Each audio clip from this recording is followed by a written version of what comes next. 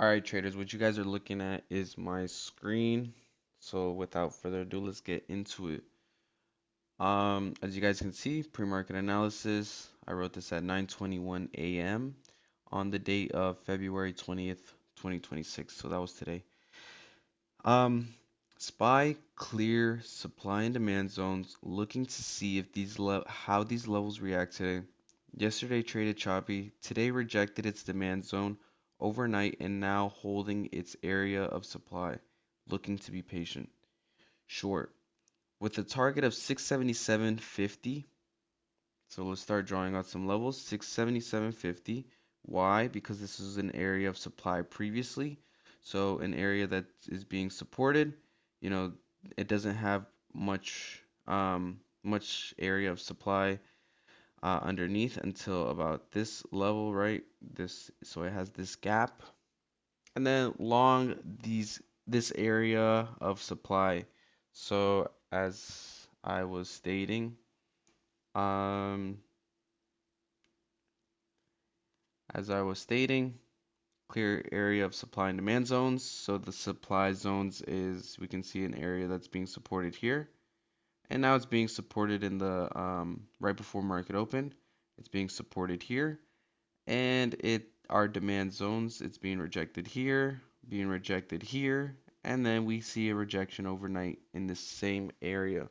So this validates our thesis. We have an area of supply and an area of demand.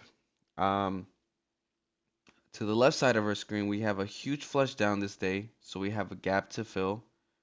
So the possibilities of it coming up and filling this gap, it still has that, right? So we're just looking to be patient. As you guys can see, with this is the 5 minute chart, so a little bit of shorter time frame. Trading within a range, let's be patient and not get chopped out. We want to see aggressive participants to either side and wait for confirmation. So as you guys can see, we're just trading within this range.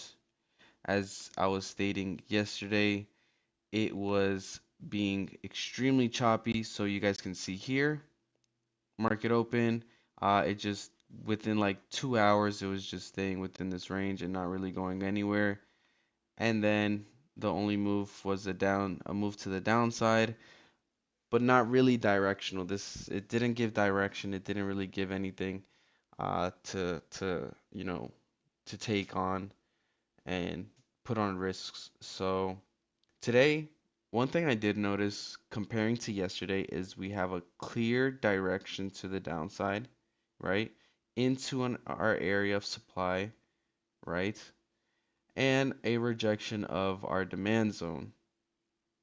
So this compared to yesterday was being directional pre-market. It was having a series of lower highs and higher lows, and it was, trading in areas of interest, right? Compared to yesterday, we have our area. We moved down, but then we came up and bounced, came up, and then was just chopping around. Came up to here, rejected. Came up to here, rejected. Came up to here, rejected. Came down, broke back up.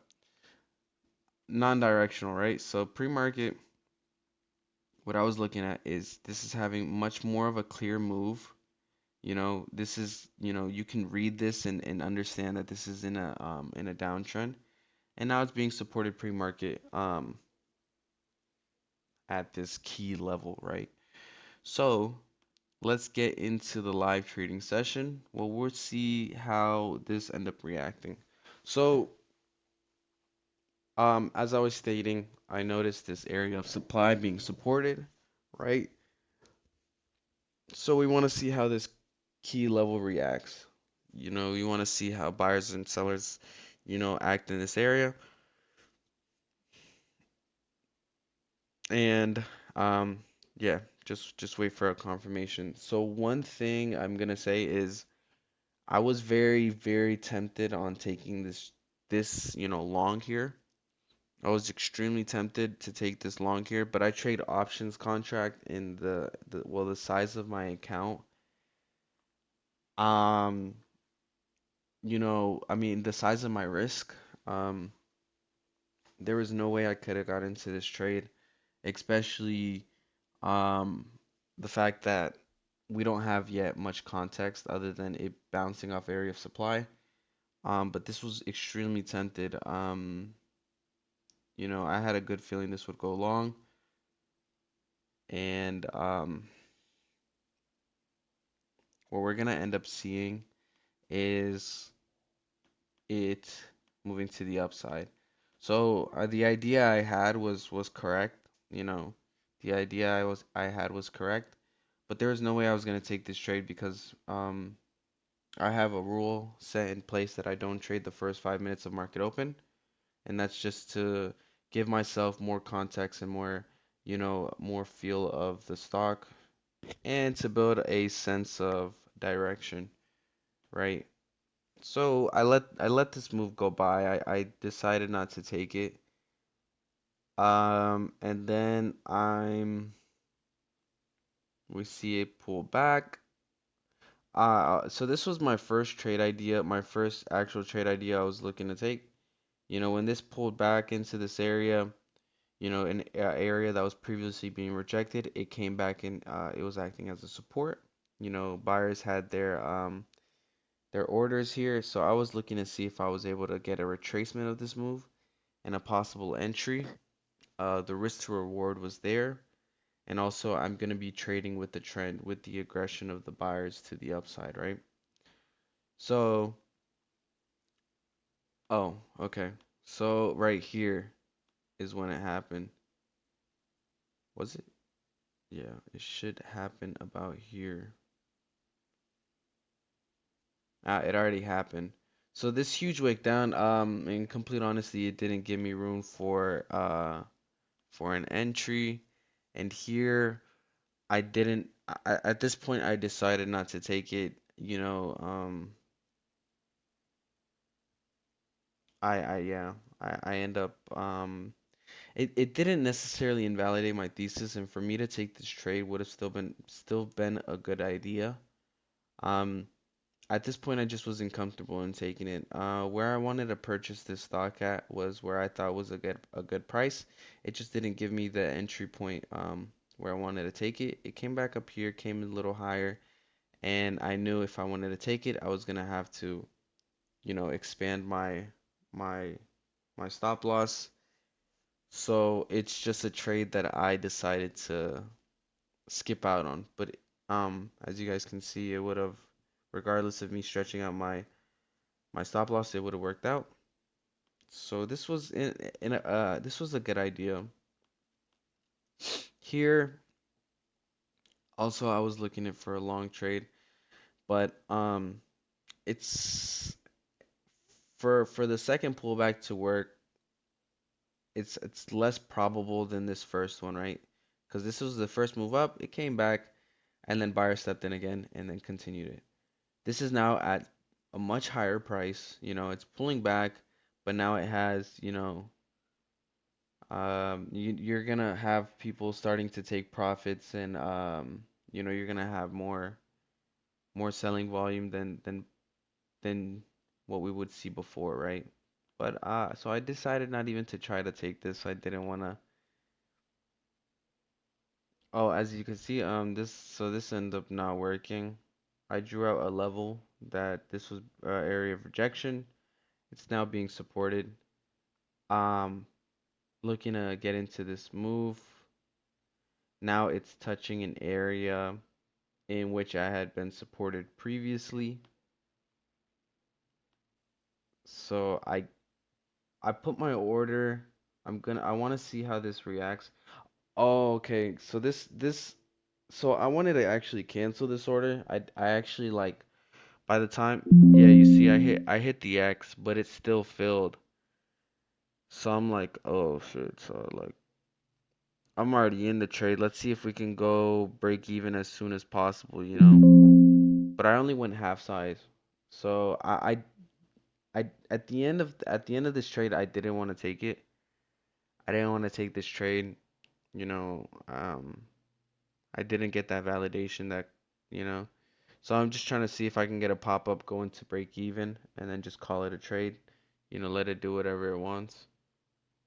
Um, but we have that continuation of the downside. So this was a move that I actually wanted to avoid. So we start getting into some money. I think at this point I was up 1 to 1. So I'm looking to just minimize my loss. I mean, not minimize my loss, but just let this thing move around. At this point, I'm like, okay, it doesn't look as bad as I thought it was. I I still didn't want to take this trade, but I'm now in it, so I want to try to conserve capital.